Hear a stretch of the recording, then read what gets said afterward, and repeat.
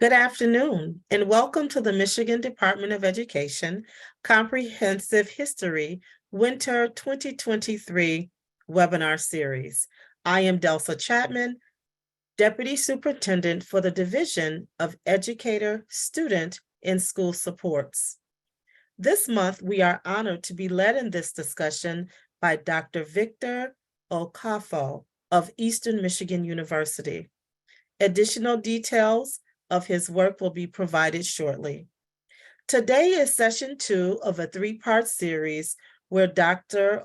Okafor will share historical highlights of the civil rights movement from the lens of both national and Michigan views.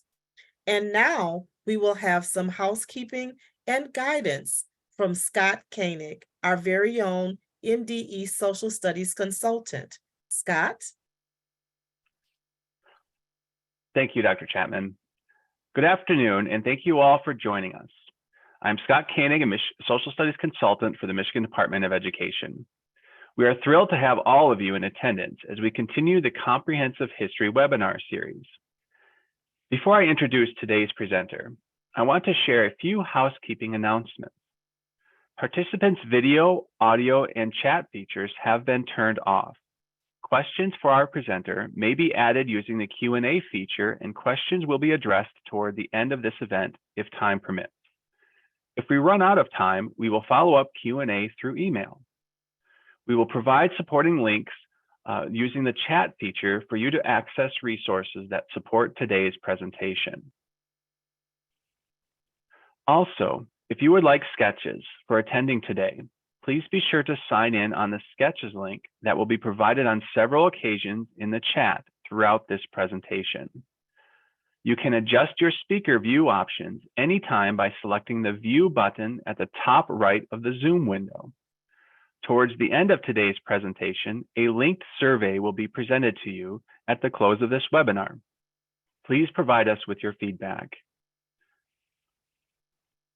Closed captioning and an American Sign Language interpreter have been provided. If closed captioning isn't automatically visible, select the Show Subtitle option. Your interpreter for today is Ms. Candace Barrier. Today, we welcome Dr. Victor Okafor. Professor Okafor is the head of Department of Africology and African American Studies at Eastern Michigan University. He is the author of 5 books, has contributed chapters to several anthologies, and published a variety of scholarly articles in such refereed journals. Dr. Okafor's writings have also appeared in national magazines and newspapers. Teaching both offline and online, his overall teaching experience embraces courses on or related to the history of Black studies, theories, methods, and methodologies in Black studies, Black politics and public policy, African civilization, multiculturalism, Afrocentricity, or Afrocentrism. As a consultant on multicultural diversity issues, Dr. Okafor serves as an expert court witness on cases related to African cultural questions and issues. Before joining Eastern Michigan University in 1995, Dr. Okafor previously served as Director of African American Studies and Assistant Professor at North Carolina State University. It is an honor to have you here with us today, Dr. Okafor. Thank you.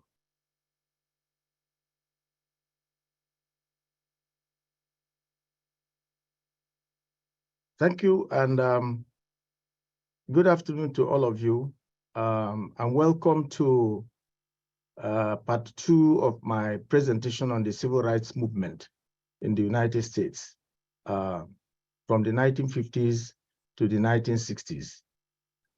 Today's presentation is based on the theme of the socio-psychological consequences of Jim Crow and a highlight of some of the key leaders of the civil rights movement.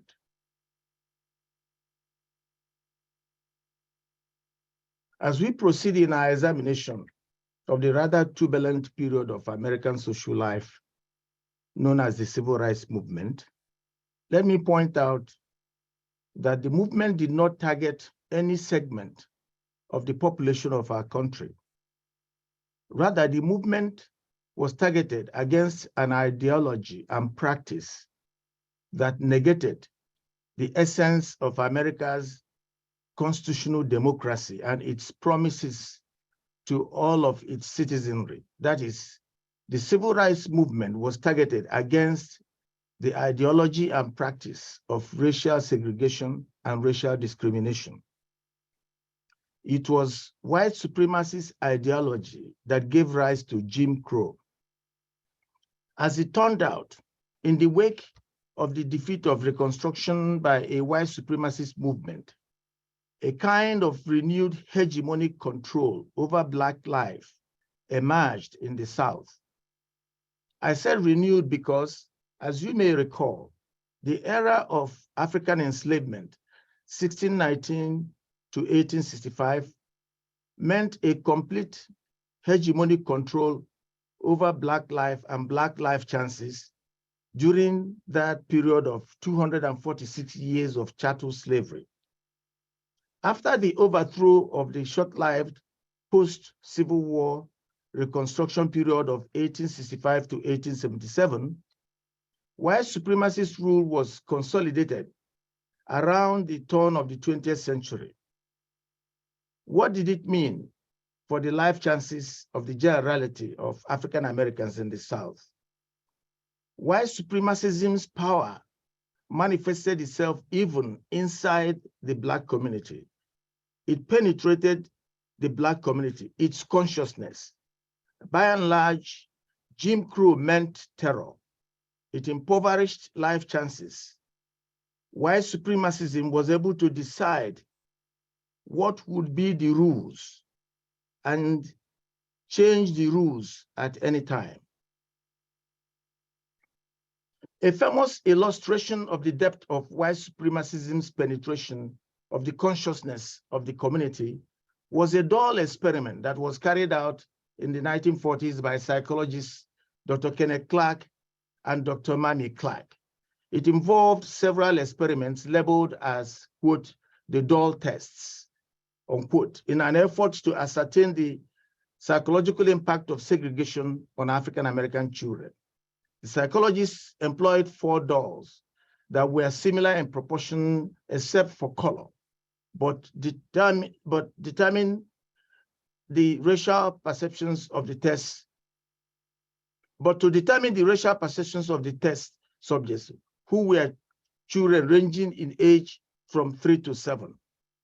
The children were told to name the racial colors of the dolls and to choose the ones they preferred. The results showed that most of the kids selected the white dolls as their preferences and ascribed positive attributes to those white dolls in contrast with the Black ones. Based on this outcome, which was submitted during the famous Brown versus Board of Education of Topeka court proceedings, the psychologists concluded that, quote, prejudice, discrimination, and segregation engendered an inner sense of inferiority and impaired the self-esteem of Black children. As would be expected, there is a long list of books that have been written and published about the civil rights movement. One of the significant scholarly works on that movement is Jack Bloom's Class, Race, and the Civil Rights Movement, 1987. In it, the author documents and discusses how Jim Crow gave rise to a social phenomenon, particularly in the South, which he described as unbridled white power, and how it impacted upon the African American community in general. Jack Bloom writes that under Jim Crow, white supremacist power was able to shape the Black community, quote, to help determine the goals the community sought, the means devised to seek those goals, the leadership the community had, the kinds of personal options Blacks often felt they had, and even the view that Blacks had of themselves, unquote. Bloom recalls that, quote, the consolidation of power by the Southern ruling class at the beginning of the 20th century set the terms of the Southern racial and political system for another half century. The violence and terror that had been used to defeat Reconstruction and populism became a normal part of the region's culture. It's used by almost any white under almost any conditions against almost any Black without fear of legal reprisal was standard. Police protection was close to non-existent and was, if anything, on the side of the Blacks' tormentors. It was similar with the courts, whose judges were beholden to whites, not Blacks, for their tenure in office, and whose juries refused to convict when cases were brought before them, unquote. Emergence of an accommodationist leadership. The result was the evolution of an accommodationist response by the African American community. That is, the community sought to adjust itself to the Jim Crow social order, since by and large, it could not change it. And this pattern continued well into the 1950s, when change gradually began to set in. Continuing, Jack Bloom writes, and I quote, Blacks tended to turn their aggression, which could find no outlet, toward whites, inward against other Blacks. It was encouraged by whites who created a double standard of justice. Black aggression against whites was harshly dealt with, but when Blacks acted against other Blacks, they were frequently treated indulgently. Those Blacks who claimed white benefactors might escape punishment entirely, unquote. Besides the socio-psychological consequences of Jim Crow that I captured in the preceding passages, Jim Crow also meant economic oppression, as the following historical excerpt recalls, and I quote, every downtown in the southern part of the country, but also places like Los Angeles and Chicago, were extremely hostile places to Black people. On the one hand, there were the signs and the policies that stigmatized African Americans. Blacks not only couldn't sit at lunch counters, but they couldn't try on shoes or hats as they shopped in many stores. There was a prohibition against employment, which was the most torturous aspects of racism and Jim Crow. Job opportunities were extremely limited for Blacks downtown. Company rules or hiring practices meant Blacks couldn't be in most visible positions or often fill anything but menial jobs. You cannot work as a clerk, you cannot work as a salesperson, you cannot work as a department head in a department store, unquote. But gradually, change eventually began to creep in, as author Jack Bloom recalls, and I quote, the transformation of Blacks in the 50s was painful and difficult.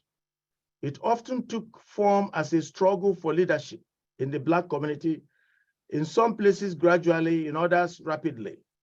The old-style accommodationist leaders were shunted aside, and what happened in one place often had a big impact on the consciousness and organization in others, unquote. So it was in the 50s that a new Black personality emerged in the South in the form of what history describes as, quote, the new Negro, unquote.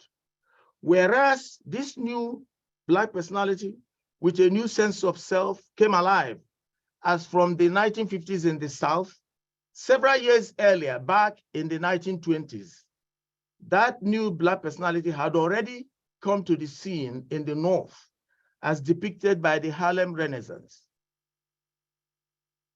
What was the nature of this new Black personality, otherwise historically recalled as the new Negro? This was a personality with a fresh outlook on life and its possibilities, one who tended to act independently of promptings from cultural hegemony, one who asserted his or her human equality, having jettisoned the gap of racial inferiority. But what was the source of this new sense of self? A key catalyst was the Supreme Court decision of 1954, known as Brown versus Board of Education of Topeka, a decision by which the court declared racial segregation in public education to be unconstitutional, a decision of the court which effectively overturned its affirmation of racial segregation during the prior century in the 1896 case of Plessy versus Ferguson. A net effect of the Brown desegregation decision of 1954 was that it encouraged African Americans in general to press for their rights more assertively, as exemplified by Rosa Parks' bus boycott of 1955 in Montgomery, Alabama. All this generated a new consciousness among the generality of African Americans in the South.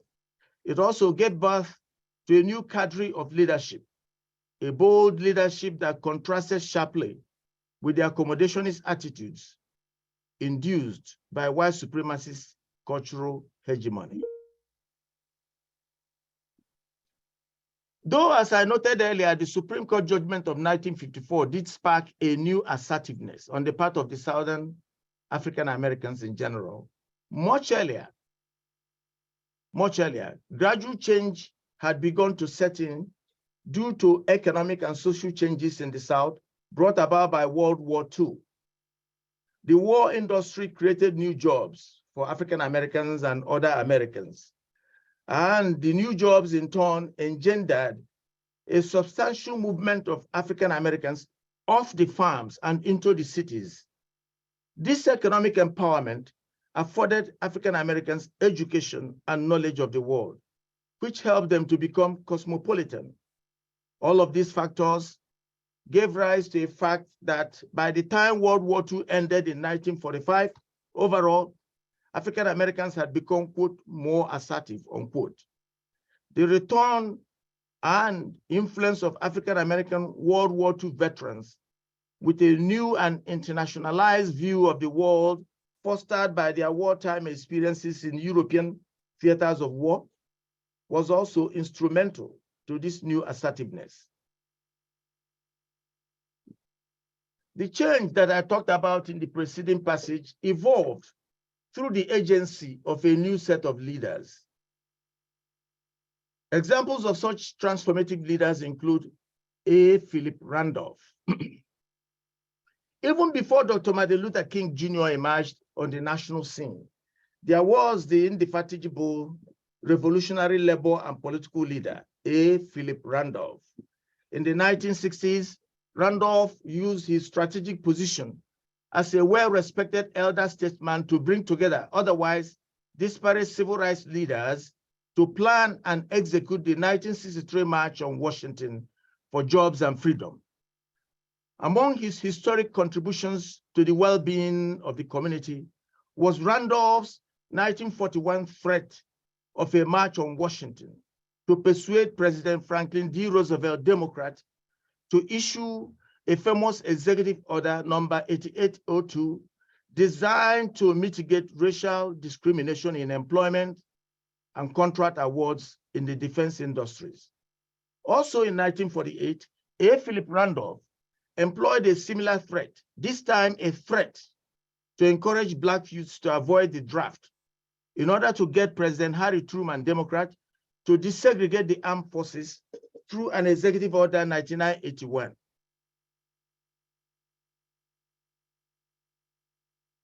Dr. Martin Luther King Jr. Dr. Martin Luther King Jr. made a profound difference in the life of America as a whole.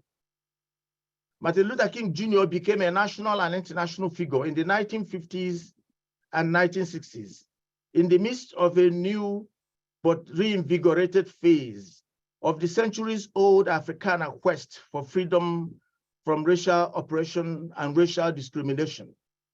It was yet another phase of the long Africana struggle for freedom to pursue the nation's enshrined ideal that we are all entitled to life, liberty, and the pursuit of happiness without undue let or hindrance. Dr. King, a Baptist minister, was thrust into leadership by the bus boycott ignited by Rosa Parks of the National Association for the Advancement of Colored Peoples in December 1955 in Montgomery, Alabama. The Montgomery Improvement Association was formed for the purpose of coordinating the mass bus boycott occasioned by Rosa Parks' brave act of dissent. It is remarkable to recall that before drafting Dr. King as its leader, the association had first approached another pastor, Kelly Mitchell, but the pastor turned down the offer, pleading that he could not mix his religious duties with politics. Then the association turned to the 26-year-old Dr. King, who was then serving as a minister at a local Baptist church, Ebenezer Baptist Church, located in Atlanta, Georgia. King's prompt acceptance of that challenge reflects his astute understanding of the intricate web that connects religion with politics. Unlike Mitchell, King recognized that religion, as human history has well demonstrated, is not meant for spiritual fulfillment alone, but that it also serves a social purpose. The Montgomery boycott soon exerted a ripple effect upon other cities of America, particularly in the South, as it became a catalyst for a renewed onslaught against racial segregation and the evil of racial discrimination. By 1957, Martin Luther King had formed the Southern Christian Leadership Conference, which became the springboard for his national campaign for desegregation. Through the Southern Leadership Conference, King was able to mobilize the grassroots of the Black community to join in the struggle for its own liberation from the impediments of racial segregation and racial discrimination. He also strove to reach beyond the Black community to bring whites into the civil rights movement. It is important to emphasize that while King led a movement for desegregation, he did not limit his efforts to that end. His speeches included calls for anti-poverty measures, calls for justice in the international arena, like his campaign against the controversial war that the United States was waging at that time in Southeast Asia, specifically Vietnam. Witness his famous 1963 March on Washington for Freedom and Jobs. Love as a tactical tool of liberation. Although King ultimately died through an assassin's bullet on April 4, 1968, he had made nonviolence the philosophical basis of the campaigns, demonstrations, and sit-ins that he led. This approach won him the Nobel Prize for Peace in 1964. While his convictions regarding the tactic of nonviolence were inspired both by his theological education and Mahatma Gandhi's own principled use of nonviolence tactics to help overthrow British colonialism in India in 1947, King did acknowledge the pragmatic consideration behind his own application of a nonviolent and appeals to the heart approach to the American race problem. To critics of his philosophy, King would point out that a violent approach to the struggle for equal rights would be folly, given the fact that African Americans were a hugely outnumbered minority and, in the event of a racial shootout, could not match their opponents gun for gun. In fact, were violence to be their recourse, he would say from time to time, the protesters will be faced with an overwhelming firepower. Secondly, King said to his critics, violence itself was not a moral weapon. King's preferred weapon was love. Love for those who unleashed attack dogs on him. Therein lies one of King's greatest legacies, for only the morally and spiritually strong can return love for hatred. In the 1990s, one could not help noticing a resonance between Dr. Martin Luther King's advocacy of love as a moral weapon in the New World struggle against racism and South Africa's Nelson Mandela's post-apartheid controversial policy of granting pardon through a truth, reconciliation, and amnesty process that occurred between 1996 and 2001 to South Africans who confessed to the committal of murders and other inhumanities against fellow nationals during the apartheid era, an era that was notorious for heinous Afrikaner white brutalization of Black South African freedom fighters. King's other strength lay in his related tactical philosophy of civil disobedience, a tactic which he had emulated from India's Mahatma Gandhi, who had applied it successfully in his campaign against British colonialism in India. Interestingly, pre-democratic South Africa had been the takeoff point for Gandhi's practice of nonviolence disobedience against oppression. In applying this tactic in the diaspora, Dr. King saw civil disobedience as the weapon of the weak against an oppressive mighty, against tyranny of the majority. What exactly did King mean by civil disobedience? In his letter from Birmingham jail, King defined his philosophy of civil disobedience in the context of his theory of just and unjust laws. King stated that society faced two major kinds of laws: just laws and unjust laws. Just laws, he explained, were laws that were in harmony with natural law, the law of God. Furthermore, just laws were laws designed to uphold human dignity. They were laws made with the consent of those who were expected to comply with them. In the converse, unjust laws were laws meant to oppress, degrade, and exploit human beings. They were laws made without the consent of the people who were supposed to obey them. Thus, laws passed by states and counties where African Americans were obstructed from voting in election of lawmakers and other policymakers were tantamount to unjust laws, King argued. Laws that restricted the civil liberties of African Americans were tantamount to unjust laws. King then went on to suggest that a good citizen should disobey an unjust law as a patriotic duty. But in doing so, he pointed out, the citizen should be both aware of and prepared to pay the penalty for disobeying the law. King did not die in vain. Dr. King dreamt of an America free of racial discrimination, an America free of poverty, an America that respected the principle of equal opportunity for all. Although King's quest for social and racial justice was terminated by an assassin's bullet in 1968, his efforts did not go down in vain. Among the major results of the movement that he led was the 1964 Civil Rights Act, the most comprehensive civil rights law of the 20th century.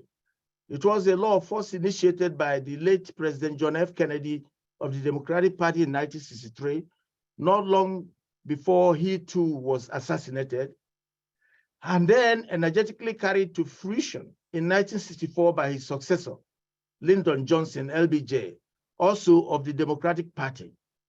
The 1964 Civil Rights Act provided against discrimination in education, housing, employment, and voting. The main voting rights law of the period was, of course, the 1965 Voting Rights Act. Also significant was the 1968 Fair Housing Act. Although these were not the first civil rights laws of the 20th century, civil rights laws had been enacted in 1957 and 1960. The 1964, 1965, and 1968 Acts gave teeth to previous ineffectual legislative efforts to combat discrimination in voting, employment, housing, and education. The next leader that I want to talk about is Malcolm X. Malcolm X, unlike King, explicitly espoused an African-American right to self-defense. Malcolm X was one of African America's inspirational leaders during the civil rights movement. Although Martin Luther King is the most nationally acclaimed leader of the civil rights movement and won global recognition in terms of the Nobel Peace Prize, Malcolm, as numerous nascent reviews of his life and his ideas indicate, remains firmly anchored in the New World African-American memory of that epic struggle. Malcolm perhaps remains a household word in New World African-American life. Osai Davis, actor and social activist, underscored this fact when he stated as follows: in his introductory footage for a 1994 video documentary on the life and contributions of Malcolm X entitled, quote, Malcolm X, Make It Plain, unquote. In that footage, Davis articulated succinctly a broad meaning of Malcolm X's visions for African America as follows, and I quote, most of us Blacks or Negroes, as they called us, really thought we were free without being aware that in our subconscious, all those chains that we thought had been struck off were still there. And there were many ways where what really motivated us was our desire to be loved by the white man. Malcolm meant to lance that sense of inferiority. He knew it would be painful. He knew people could be killed because of it, but he dared to take that risk, unquote. Born in 1925, Malcolm lived for 40 years until he was assassinated in 1965. His was a rather turbulent life that was characterized by ups and downs, including life as a foster child and a 6.5-year prison term for burglary. As a child, and not unlike most New World African Americans of his generation, he had early tests of racial bigotry and racial terrorism that took the form of the burning down of his family's home in Omaha, Nebraska, and in Lansing, Michigan, by members of the Ku Klux Klan. Malcolm was 4 years old when his family's Lansing home was burned down in 1929. During that period in Michigan, Ku Klux Klan membership was said to be at least 70,000, 5 times more than the number of Klan members in the state of Mississippi. Philbert Little, one of Malcolm's brothers, recaptured what happened on that day, that their house was consumed by fire, and I quote, the house burned down to the ground. No fire wagon came, nothing, and we were burnt out, unquote. Whereas Malcolm's father, Earl Little, blamed the fire, quote, on local whites, unquote. Quote, the police accused Earl and arrested him on suspicion of arson. The charges were later dropped, unquote. The same Ku Klux Klan is also believed to have been behind the death of Malcolm's father, Earl Little, a death that was officially reported as a function of an electric streetcar accident. The loss of Earl Little, the breadwinner of the family, was a devastating experience for the family. His mother, Louise Little, apparently overwhelmed by the burden of taking care of the family alone, eventually broke down and was moved to a mental asylum. Once that happened, Malcolm and his other brothers and sisters were dispersed into various foster homes. Although Malcolm lost his father rather early in life, his influence on the little boy appeared to have been long-lasting, as attested by Malcolm's manifested worldview and psychosocial philosophy in adult life. While Malcolm's father, Earl Little, lived, he followed the teachings of Marcus Garvey, the leader of the popular Universal Negro Improvement Association. In fact, Earl Little was a local leader of the Universal Negro Improvement Association. His mother, Louise Little, wrote for the Garvey newspaper, The Negro World. Both Earl and Louise taught their siblings, including Malcolm, to be proud of their African ancestry. They admonished their kids not to think of themselves as Negroes or niggers, but as Black people, even though at the time, Negro was the name by which African Americans were known. Philbert Little, Malcolm's brother, reported that his father, Earl, was an independent-minded, proud Black man, recalling that his father, quote, didn't want anybody to feed him. He wanted to raise his own food. He didn't want anybody to exercise authority over his children. He wanted to exercise the authority, and he did, unquote. But of course, that authority evaporated once Earl died. With both parents gone, one was dead and the other was placed in a mental asylum, and their children scattered in foster homes, Malcolm, his brother and sister, Yvonne Little, grew up in the absence of that fatherly and motherly care that had been the feature of their early childhood.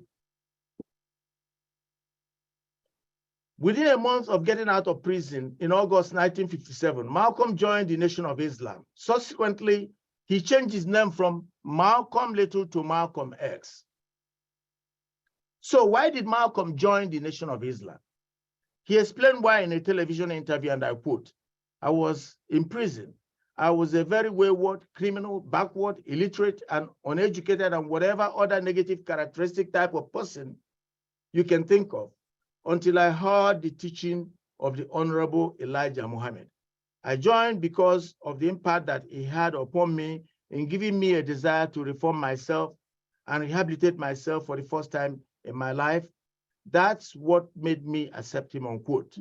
So why did Malcolm change his name from Malcolm Little to Malcolm X? He explained why in another television interview as follows, and I quote, "My father did not know his last name. My father got his last name from his grandfather, and his grandfather got his from his grandfather, who got it from the slave master," unquote. Malcolm continued by recalling as follows, and I quote, "The real names of our people were destroyed during slavery. The last names of my forefathers were taken from them when they were brought to America and made slaves. And then the name of the slave master was given, which we reject," unquote. In the Nation of Islam, Malcolm emerged quickly as an eloquent and charismatic speaker. Within 2 years of joining the Nation of Islam, Malcolm assisted in organizing Muslim temples in Boston, Hartford, and Philadelphia. Elijah Muhammad rewarded him with an appointment as the minister of what was regarded as the most important Eastern temple, namely Harlem's number 7, located in New York.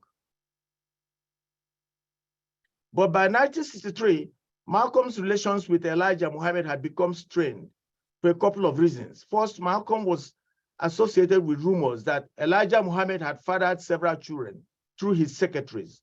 Malcolm's discovery of this aspect of Muhammad's life is believed to have diminished the reverence with which he had regarded him. It is also believed that Malcolm's growing popularity, which overshadowed Muhammad's stature, had been viewed with alarm by certain figures in the nation who nursed an ambition of succeeding the man upon his death. Historian John Henry Clark also shared an insight on that subject, and I quote, "There were people in the nation with aspirations towards the number 1 slot. And if Elijah Muhammad passed away, and if Malcolm took over the nation, the first thing he might do was some serious house cleaning. So the idea was to get rid of him before the event of the passing of the old man," unquote. But perhaps the most celebrated reason for Malcolm's fallout with the leadership of the Nation of Islam was his suspension for 90 days in late November 1963 in the wake of the assassination of President John F. Kennedy. When news broke of Kennedy's death, Elijah Muhammad was reported to have instructed Malcolm not to make any derogatory public statements about the late president. But Malcolm disobeyed this order by making a public statement during a temple gathering to the effect that Kennedy's assassination was tantamount to the chicken coming home to roost. In March 1964, Malcolm announced his departure from the Nation of Islam and informed the world of his formation of a separate organization that he named Muslim Mosque Incorporated. In April 1964, Malcolm paid a pilgrimage to Mecca, and after the pilgrimage, by invitation, he visited 14 African countries and met with 11 African heads of state in attempts to galvanize continental African support for the ongoing Black freedom movement in the United States. In July 1964, in Africa, he attended a meeting of the Organization of African Unity, now known as the African Union, in Cairo, Egypt. He explained his mission as follows, and I quote, "My purpose is to remind the African heads of state that there are 22 million of us here in America who are also of African descent, and to remind them also that we are the victims of American colonialism or American imperialism, and that our problem is not an American problem. It is a human problem. It is not a Negro problem. It is a problem of humanity. It is not a problem of civil rights, but a problem of human rights, unquote. Indeed, the African tour exerted a discernible impact upon Malcolm. Upon returning from his tour of Africa, he announced the formation of an organization that was patterned after Continental Africa's OAU. He called it the Organization for Afro-American Unity, an organization which he had hoped would serve as a platform for championing the cause of African descendants in the Western Hemisphere. He also intended to use it as a platform for championing the cause of African Americans before the United Nations, giving his belief that the problems that confronted them were not civil rights problems, but human rights problems. Explaining his rationale for redefining the problem from civil rights to a human rights issue, Malcolm said, and I quote, "As long as you call it civil rights, your only allies can be the people in the next community, many of whom are responsible for your grievance. But when you call it human rights, it becomes international. And then you can take your troubles into the world court. You can take them before the world, and anybody anywhere on this earth can become your ally," unquote. As it were, Malcolm did not live to actualize those dreams and other goals of OAAU, for he was assassinated a few days later on February 21st, 1965. There were other leaders of the movement, like Fannie Lou Hamer, a Mississippi sharecropper who participated actively in the civil rights struggle. She helped organize the Mississippi Democratic Freedom Party that confronted white hegemonic dominance of the Democratic Party. There were Bob Moses and Kwame Ture, who were leaders of the student movement that encompassed the Student Nonviolent Coordinating Committee. There was Ella Baker, who was considered a co-founder of the Southern Christian Leadership Conference, which was led by Martin Luther King Jr., and an inspiration for the formation of the Student Nonviolent Coordinating Committee. There was Medgar Evers, a Second World War II veteran and an NAACP civil rights activist in the state of Mississippi, who was assassinated in 1963 outside of his home in Jackson, Mississippi. Then there were Hugh Newton, Bobby Seale, and Fred Hampton, who were founders of the Black Panther Party. Then there were the Greensboro Four: Joseph McNeil, Franklin McCain, David Richmond, and Jibril Kazan. Recall also the Greensboro sitting at the F.W. Woolworth store in Greensboro, North Carolina, on February 1st, 1960, by 4 young African-American men, college students, which in his wake ignited a wave of similar sittings across the South, aimed at bringing about one of the objectives of the civil rights movement, namely the right to be treated equally and with dignity with others. That is, do not treat Blackness as a disability. Wearing that nature-given color should not be cause for subjecting a person to a differential treatment and or denial or diminution of equal opportunity to navigate and explore all that this life has to offer. The Greensboro Four, as they came to be known, again, Joseph McNeil, Franklin McCain, David Richmond, and Jibril Kazan. Commenting on the significance of that impactful Greensboro sitting, Christopher Wilson, director of Experience Design National Museum of African American History, has this to say, and I quote, "The action of the Greensboro Four on February 1 was an incredible act of courage, but it wasn't unique. There had been previous sittings. In 1957, for instance, 7 African Americans staged one at the segregated Royal Ice Cream Parlor in Durham, North Carolina. What made Greensboro different was how it grew from a courageous moment to a revolutionary movement. The combination of organic and plant ingredients came together to create an unprecedented youth activism that changed the direction of the civil rights movement and the nation itself, unquote. A note for reflection here is that the Greensboro Four were college freshmen who, in addition to bearing a heavy load of academic learning demands, also had to bear another heavy load of sticking out their necks in an attempt to help right the social wrongs of the moment on that eventful Black History Month day of February 1st, 1960. As the late Martin Luther King Jr. famously stated in one of his books, Strength to Love, and I quote, "The ultimate measure of a man is not where he stands in moments of comfort and convenience, but where he stands at times of challenge and controversy. The true neighbor will risk his position, his prestige, and even his life for the welfare of others," unquote.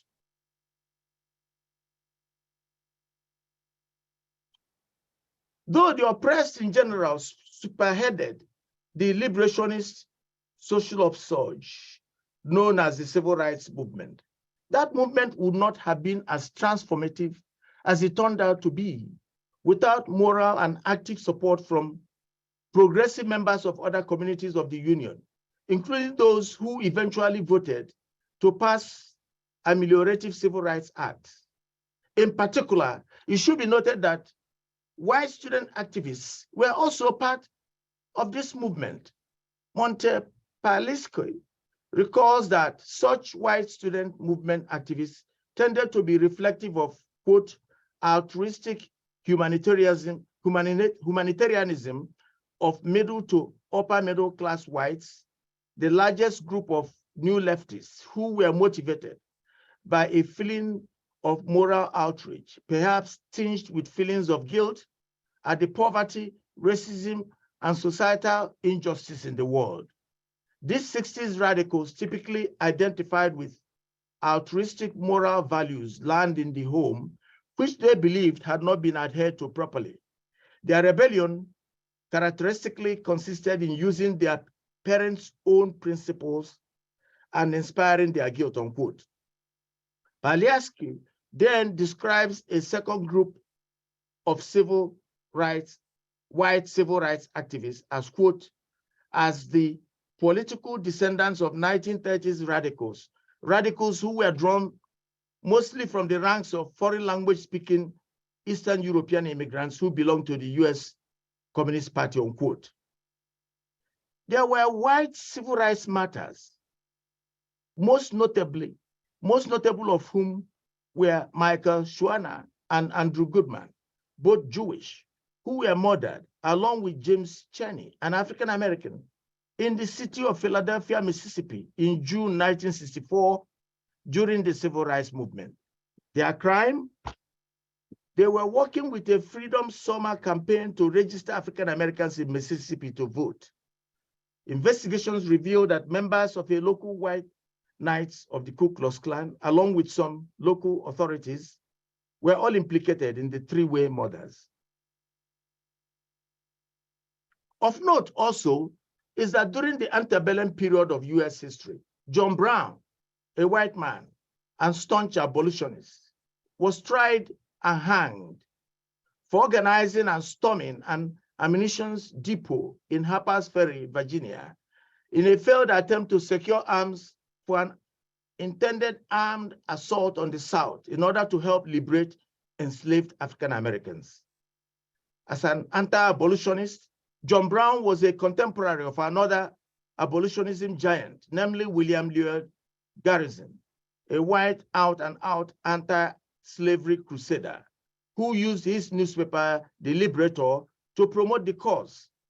John Brown was also a contemporary of the Grand Master of the 19th century abolitionist class of Americans, namely Frederick Douglass, who became an abolitionist after fleeing to New York from slavery in Baltimore, Maryland He later created an abolitionist newspaper, the North Star, and rose to become the most prominent anti-slavery orator of his day, one who even sought audiences with President Abraham Lincoln, unquote. Along with a new brand of civic leaders was the emergence of related grassroots organizations. Among them were the Southern Christian Leadership Conference, formed on January 10, 1957 in Atlanta, Georgia, the Student Nonviolent Coordinating Committee, which emerged on US campuses as from April 1960, the Congress for Racial Equality Corps, an interracial group of students formed in Chicago, Illinois in 1942 and credited with pioneering the tactic of nonviolent direct action for civil rights. CORE was also active on US campuses during the civil rights movement. And then there was the Black Panther Party, formed on October 15, 1966 in Oakland, California. There was also a global context for the evolving mass social protests in the United States. That global context encompassed the following trends: political activism of African-American Second World War veterans back home after fighting in Europe for preservation of democratic rights, often denied African-Americans in the South of the United States. There was the birth of the United Nations in 1945 as a replacement for the League of Nations following the end of the Second World War. Then there was a new global ethic on human rights induced by the United Nations adoption of a Universal Charter for Human Rights consisting of 30 articles, which notably include Article 1 that reads, and I quote, "All human beings are born free and equal in dignity and rights. They are endowed with reason and conscience and should act towards one another in a spirit of brotherhood," unquote. Other global trends that fuel the emergent civil rights movement in the United States include the United Nations promotion of the right of peoples of the world to self-determination, a superpower ideological rivalry between the United States and the then Soviet Union. The Soviets tended to engage in an international propaganda that exploited violations of Black human and civil rights in America. As I noted at various points in the preceding passages, on the domestic front, two prominent catalytic developments did come to light, namely the 1954 Supreme Court desegregation decision of Brown versus the Board of Education of Topeka, Maryland, in which the court declared that racial segregation in public education was unconstitutional. Rosa Parks' subsequent defiant 1955 action of refusing to give up her bus seat in Montgomery, Alabama, as required by a local ordinance. Rosa Parks' defiance ignited a lengthy 13-month bus boycott by African Americans, which was coordinated by an organization known as the Montgomery Improvement Association. That defiant action and the resulting bus boycott formed the backdrop for Dr. Martin Luther King's forays into the limelight of the rapidly unfolding civil rights movement. For Dr. King, a young 26-year-old Baptist church minister, was drafted to lead the Montgomery Improvement Association. The bus boycott culminated in a 1956 ruling by the Supreme Court of the United States to the effect that laws that segregated buses were unconstitutional. Worthy of recall is a National Civil Rights Museum's report that during his 13-year civil rights crusade, 1955 to 1968, when he was assassinated, Dr. King was subjected to jail 29 times, though his campaign was premised upon and driven by a doctrine of nonviolent civil disobedience. To conclude this second part of my presentation, I invite you to watch a short video documentary on James Meredith's 1962 example of some of the concrete struggles that he took to integrate higher education in the course of the civil rights movement. Now let's watch the legacy of James Meredith.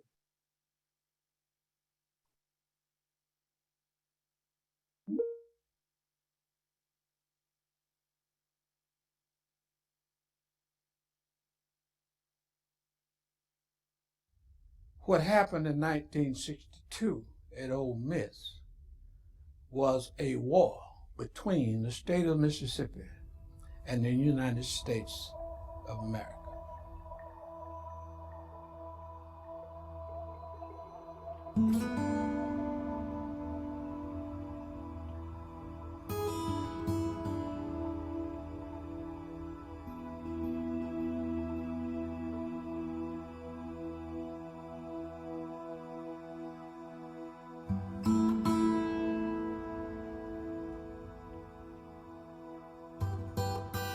I remember being outside playing and coming inside, and my parents' eyes were glued to the television. And I remember saying, "What are you all watching?" "Shh, shh, University of Mississippi is being integrated." And I looked at the television set, and all I can remember was seeing some real mean, foul-looking faces, very unwelcoming faces, and just sort of saying to myself, I would never go to a place like that. America fought a little war on the night of September 30th, 1962, into the morning of October 1st, 1962. A small battle occurred in Oxford, Mississippi, on the campus of the university and in the city. But those were some very tough and difficult times where people died. Getting James Meredith in here and registering in October of 1962 was not an easy thing. It was such a tough thing. It rose to the level where it was on the president's desk, where the president of the United States is having to be involved, and the Attorney General Bobby Kennedy having to send out federal marshals, 25 or 26 or so, to protect a man's life simply because he wanted to register for classes. I was at war, and I knew I could win the war against Mississippi by only one means, and that was to get the federal government in a position where they had to use their force to support my rights.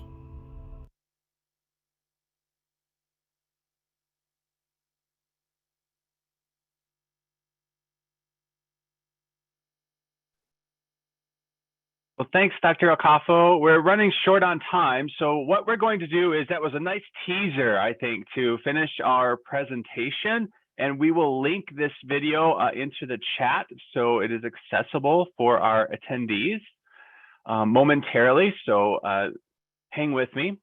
Again, to close out quickly here, thank you again, Professor, for your presentation. These materials, your knowledge is, as always, amazing, and we can't thank you enough for sharing your content with us.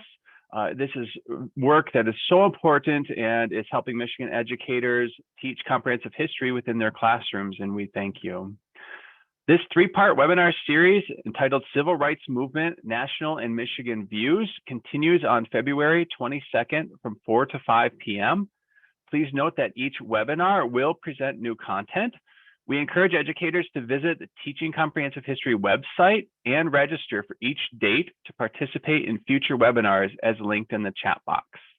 We invite you to register for these events if you have not already. Again, I'll drop the link to the video in the chat in just a moment, but we do thank you all for joining us today, and please make sure to complete the survey for this event and that you have signed in if you are requesting the sketches link. We'll leave the webinar open for a few more minutes so you can grab links if you haven't in the chat, but for the rest of the evening, enjoy the rest of the day. Thank you for attending.